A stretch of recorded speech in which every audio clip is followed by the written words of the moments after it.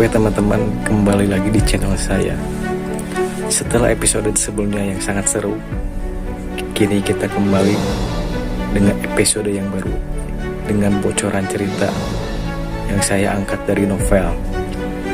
Dan jangan lupa subscribe dulu bagi kalian yang suka.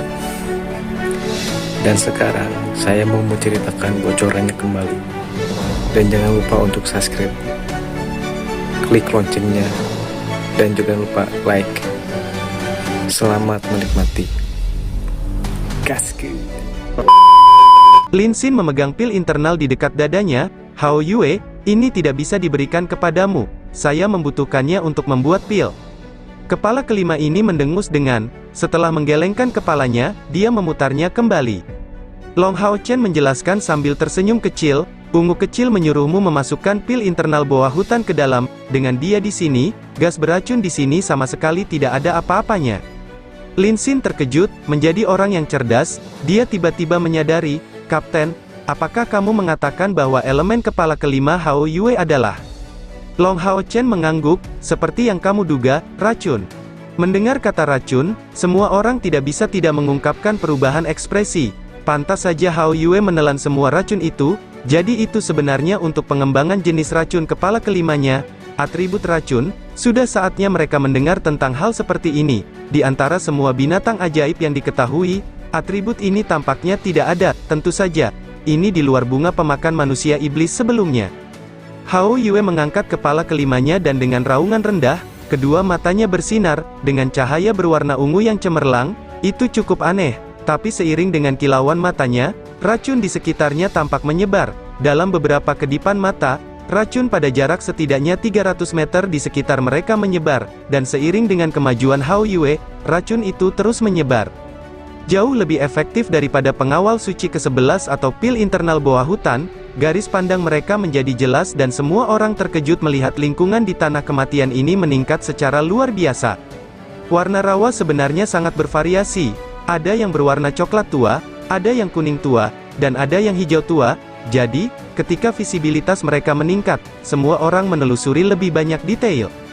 Dalam kisaran pertumbuhan bunga pemakan manusia iblis, itu adalah satu-satunya jenis tanaman, namun melewati kawasan ini, tanaman lain juga mulai bermunculan. Tanaman merambat masih menjadi mayoritas, dan beberapa tanaman asing bermunculan. Hao Yue mulai bergerak, mengambil langkah besar lebih jauh ke dalam rawa kesuraman. Dia tampak sama sekali tidak khawatir, dan tidak memperhatikan sekelilingnya, tapi sejak semua orang naik ke punggungnya, tidak ada lagi binatang ajaib yang berani menyergap mereka. Pada setiap napas yang dia ambil, dia sepertinya menyerap sebagian energi yang terkonsentrasi di rawa-rawa, dan saat dia meludahkannya, gas rawa beracun yang tersebar menjadi semakin kuat. Meskipun Long Hao Chen tidak bisa memastikan bahwa kekuatan Little Purple berbeda dari kepala lainnya, jika atribut racun ini digunakan dengan baik, mungkin itu bisa menjadi jauh lebih menakutkan daripada atribut lainnya. Dalam beberapa saat, jarak yang ditempuh oleh Hao Yue sudah lebih besar dari total jarak yang ditempuh kelompok Long Hao Chen sampai saat itu. Saat masuk lebih dalam ke dalam rawa, semua orang punya waktu untuk pulih. Punggung lebar Hao Yue panjangnya lebih dari selusin meter, meski ada 7 orang yang duduk, namun tidak terasa sesak sama sekali. Hanya saja demi keamanan, Long Hao Chen menjaga dirinya tetap dekat dengan Chai Er, itulah mengapa keduanya relatif dekat. Masih maju ke depan, Hao Yue bergegas sekitar setengah jam lagi. Sebelum mereka memasuki kedalaman rawa, sikap kuat Hao Yue sangat efektif di jalan. Sebelum kemunculannya, bahkan dengan waktu 3 kali lebih lama, mereka belum sampai di sini. Setelah melewati area tanaman merambat yang lebat, sebuah danau kecil muncul. Danau ini tidak dalam, dan Long Hao Chen menemukan tanah di sini agak berlumpur, bukti dangkalnya danau. Sampai saat itu, ini masih pertama kalinya Hao Yue menghentikan gerak majunya. Kelima kepalanya melihat sekeliling ke 4 arah, menunjukkan keraguan dalam tindakannya untuk pertama kalinya. Karena Long Hao Chen bisa merasakan ketakutan yang keluar dari Hao Yue, dia juga mulai merasa tidak nyaman. Dengan menggigil di punggungnya, Long Hao Chen berteriak, semua orang bersiap untuk bertempur, hati-hati dengan lingkungan sekitar. Tepat pada saat ini, Chai Er tiba-tiba melihat ke satu arah dari suatu panggilan bawah sadar, dan merasakan penjepitnya yang tiba-tiba ketat. Long Hao Chen segera memperhatikan dengan penuh perhatian ke arah itu. Sinar berosilasi tebal muncul tepat pada saat itu. Kilatan cahaya ini terjadi dengan kecepatan yang terlalu cepat, seolah menempel di dekat permukaan danau. Sinar dingin itu bergerak lebih cepat dari sebilah pisau tajam. Hao Yue tiba-tiba mengeluarkan raungan rendah, mencondongkan tubuh besarnya ke depan. Long Hao Chen merasakan sakit karena raungan rendah itu, segera melompat turun dari punggung Hao Yue. Bayangan emas terpisah darinya, tertinggal di punggung Hao Yue. Kemudian, kilatan energi yang berputar tiba-tiba menghantam kaki depan kanan Hao Yue yang tebal. Seseorang dapat melihat salah satu sisik sepanjang setengah kaki dipotong, memperlihatkan saraf di dalamnya. Namun, luka ini masih sembuh dengan kecepatan yang mencengangkan. Meskipun Long Hao Chen tidak mungkin menggunakan serangannya sendiri untuk mencoba kekuatan sisik Hao Yue dan dia telah bertarung bersama untuk waktu yang lama, dia memiliki pemahaman yang cukup tentang kekuatan pertahanan Hao Yue. Adapun kekuatan energi spiritual eksternal Hao Yue, seharusnya sudah melampaui 10.000 unit bahkan sebelum evolusinya. 2 kali lipatnya mungkin bisa dicapai setelah evolusinya. Agar pertahanannya bisa dipatahkan seketika dalam keadaan seperti ini, sehingga dia tidak punya kesempatan untuk menghindar atau menyesuaikan diri, tingkat kekuatan apa yang dibutuhkan. Tepat pada saat ini, pupil Long Hao Chen tiba-tiba membesar, karena dia melihat bahwa dari danau kecil yang jernih itu tiba-tiba dipenuhi dengan beberapa lusin sinar berosilasi, berjumlah hampir 100, semuanya ditembakkan ke arah Hao Yue, mencapai kecepatan ekstrim, itu tidak terlihat dengan mata telanjang. Hao Yue, Long Hao Chen berteriak dengan panik.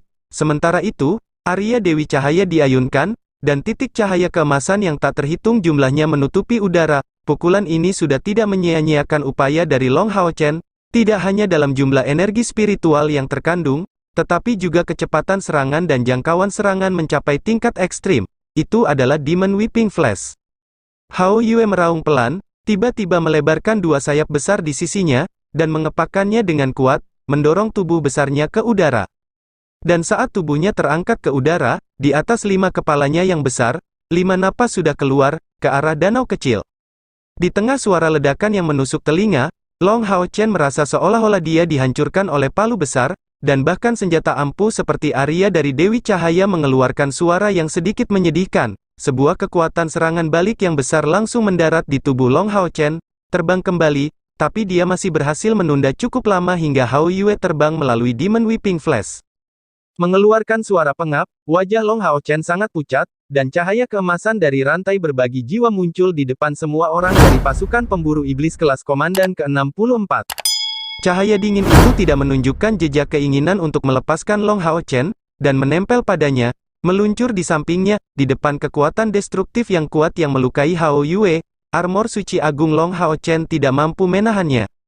Namun, tepat pada saat ini, tubuh Long Hao Chen mengeluarkan cahaya putih tarik ke udara, keluar dari serangan cahaya putih itu dengan hembusan nafas. Semua orang merasakan keringat dingin di punggung mereka. Poin kritisnya adalah situasi bahaya ini terlalu mendadak. Sejak Hao Yue diserang hingga Long Hao Chen melompat turun, seluruh proses hanya memakan waktu beberapa saat. Ledakan dahsyat bergema di saat berikutnya, dan 5 hembusan napas jatuh ke dalam danau kecil, meletus dengan keras. 5 ledakan unsur destruktif menjungkir balikan seluruh danau kecil. Danau kecil ini diameternya hanya mencapai 1 atau 200 meter, fluktuasi besar-besaran energi spiritual menyebar dengan cepat, dan gelombang sinar yang berosilasi ditembakkan secara berurutan, berputar-putar di udara. Mengandalkan kesempatan ini, semua orang akhirnya melihat dengan jelas sinar yang berosilasi itu.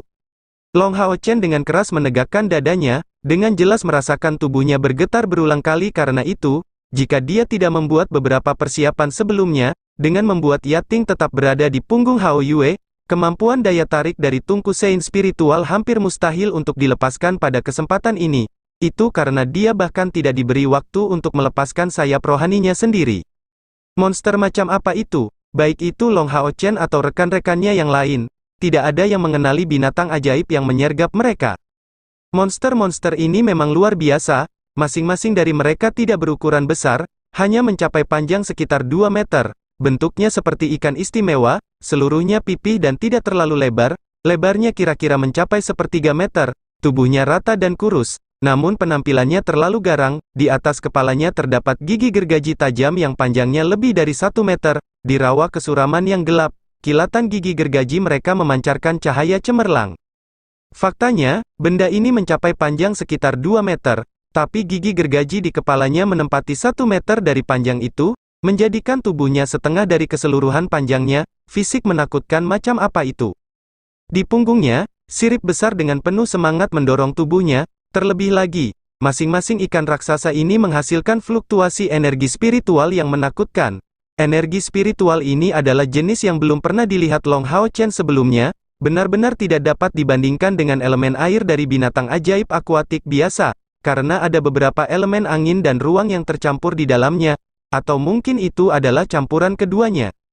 Pada saat ikan-ikan raksasa ini muncul, mereka jelas mendapat dorongan dari elemen angin, sementara gigi gergaji raksasa di tubuh mereka memancarkan fluktuasi atribut spasial.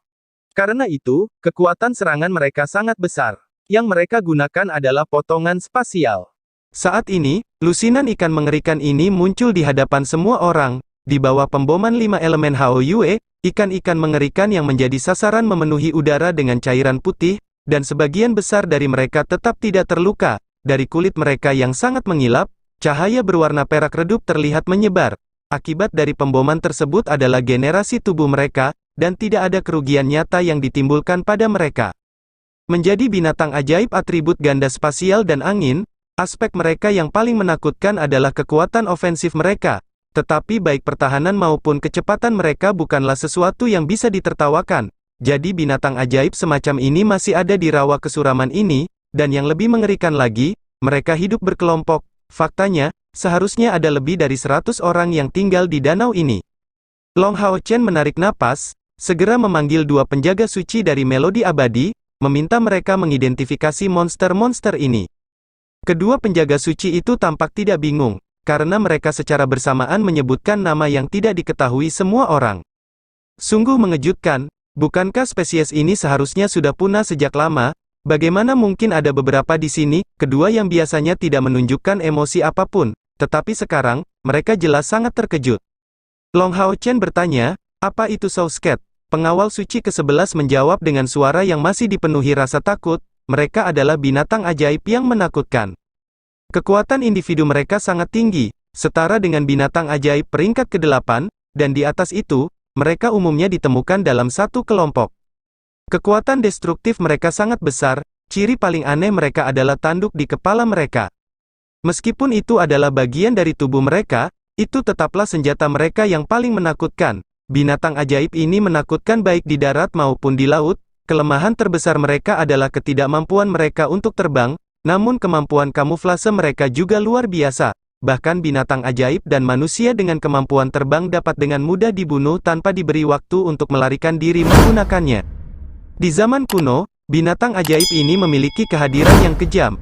Tetapi setelah itu, mereka menemui kehancuran karena menghadapi predator mereka, naga raksasa. Saya tidak berharap untuk benar-benar bertemu dengan beberapa orang dalam hidup ini. Keberadaan mereka hanya diketahui dari buku-buku kuno. Long Hao Chen tersentak mendengar informasi ini. Pantas saja monster-monster ini sekuat itu, jadi mereka sebenarnya adalah binatang ajaib tingkat 8. Itu lebih dari 100 binatang ajaib tingkat 8. Jika mereka dikaruniai kemampuan terbang, satu-satunya pilihannya adalah memimpin rekan-rekannya kembali ke menara keabadian, karena mereka tidak cukup kuat untuk melawan ancaman itu. Pada saat ini, Sousket di bawah melolong satu demi satu, lolongan mereka tidak terlalu keras, namun memiliki perasaan yang mendalam. Sousket yang dibunuh Hao Yue sebelumnya dengan ledakan kekuatannya kira-kira ada 3, dan beberapa terluka, semuanya berada di peringkat ke-8, jika mereka berada dalam 1 lawan 1, Hao Yue akan jauh lebih kuat dari mereka. Namun saat menghadapi Sousket sebanyak ini, Hao Yue hanya bisa mengulur waktu. Namun, Hao Yue tidak mudah ditindas, dari terluka oleh serangan mendadak mereka, semakin menambah bahaya kematian yang dialami Long Hao Chen, dia benar-benar marah. Tanpa henti, dia meludah lagi dan lagi ke arah danau kecil di bawah. Terutama untuk Little Purple yang baru lahir, yang ludah beracunnya sangat beracun. Bahkan menyebabkan anggota dari pasukan pemburu iblis kelas 64 menjadi khawatir saat melihat pemandangan tersebut. Namun, Sousket memang pantas disebut sebagai makhluk antik yang tangguh. Mereka memiliki teknik perlawanan khusus, membentuk pusaran air dengan gergaji mereka. Seseorang dapat dengan jelas melihat lingkaran berwarna ungu putih menyebar keluar, memenuhi udara dan berbentuk kubah pelindung berwarna putih keperakan yang menutupi area yang luas. Sementara itu, Yang lebih aneh lagi adalah danau di bawahnya menjadi berlumpur karena pemboman Hao Yue. Namun dari penyebaran cahaya perak itu, warnanya dengan cepat berubah menjadi jernih, seolah-olah semua racun berterbangan ke langit. Benar, jika mereka tidak memiliki kemampuan untuk melawan racun, Soulscape ini tidak mungkin bisa bertahan di tanah kematian ini. Meskipun proyektil Hao Yue sangat kuat, itu tidak cukup efektif melawan begitu banyak Soulscape yang bertindak sebagai satu unit, itu hanya bisa membuat mereka terbang satu persatu, dan tidak menghasilkan serangan yang efisien. Secara kebetulan, Hao Yue memiliki kepala unsur racun kelima ini.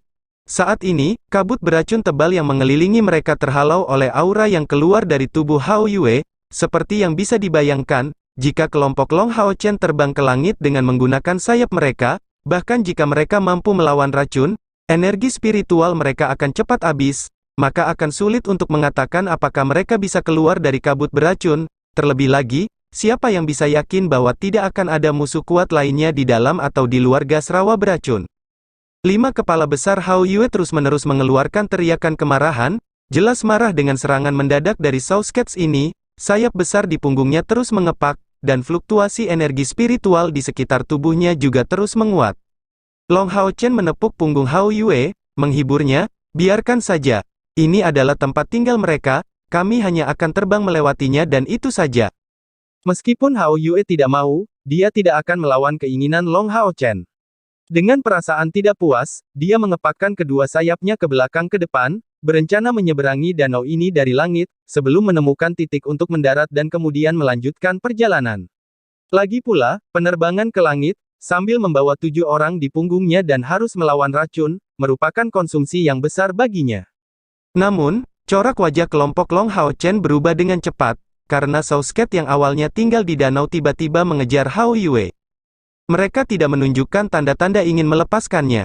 Apa yang dilakukan Soulscape ini? Long Hao Chen terkejut. Tidak ada pilihan selain mengakui bahwa jika mereka mendarat di tanah, mereka bukanlah tandingan Soulscape ini, baik secara fisik, energi spiritual, atau kekuatan serangan. Mereka benar-benar bukan tandingan Soulscape sebanyak ini.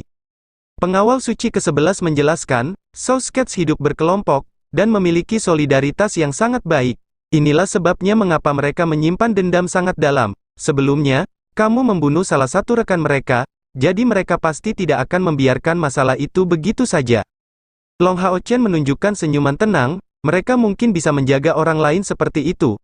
Tapi saya khawatir mereka salah memilih target. Setelah sekian lama maju, kita harus istirahat. Ayo pergi, dan kembali ke Menara Keabadian. Mengikuti lintasan membutuhkan target, jadi ketika Soulscape ini kehilangan target, apalagi yang bisa mereka lakukan, tak lain adalah kembali ke habitatnya masing-masing. Kilatan cahaya muncul, perlahan menyebar, menyelimuti sosok besar Hao Yue, itu lenyap, dan saat berikutnya, kelompok Long Hao Chen diangkut ke lantai pertama Menara Keabadian. Kembali ke Menara Keabadian, semua orang akhirnya menghela nafas, setidaknya di sini, mereka merasa damai, dan tidak perlu khawatir tentang makhluk mengerikan yang tiba-tiba menyerbu mereka dari tanah kematian itu. Namun, Long Hao Chen tetap penasaran dengan Soulscape. Bertanya kepada 2 penjaga suci, dia memperoleh beberapa detail mengenai spesies ini. Soulscape memang makhluk yang tangguh, jika bukan karena kelemahan mereka karena tidak bisa terbang, mereka akan tetap menjadi tirani di benua ini lebih lama lagi.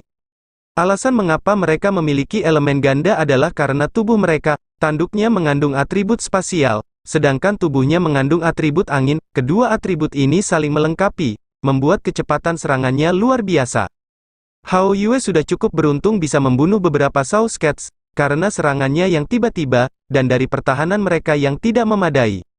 Berdasarkan 2 penjaga suci ini, di rawa-rawa ini, bahkan jika ada boa hutan peringkat 10, dia tidak akan berani menyerbu wilayah kelompok Soulscape ini dengan gegabah.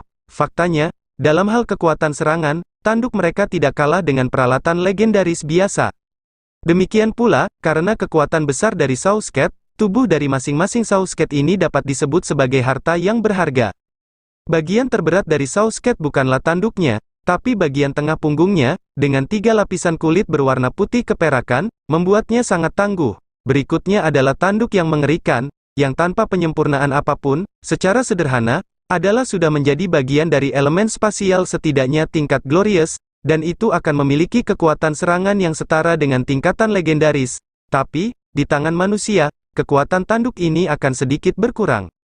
Namun, bagaimana jika tanduk ini diolah? Pengawal suci ke-11 memberitahu Long Hao Chen bahwa semua senjata dari zaman kuno yang dibuat dengan Sousket Horn adalah item dari tingkat legendaris.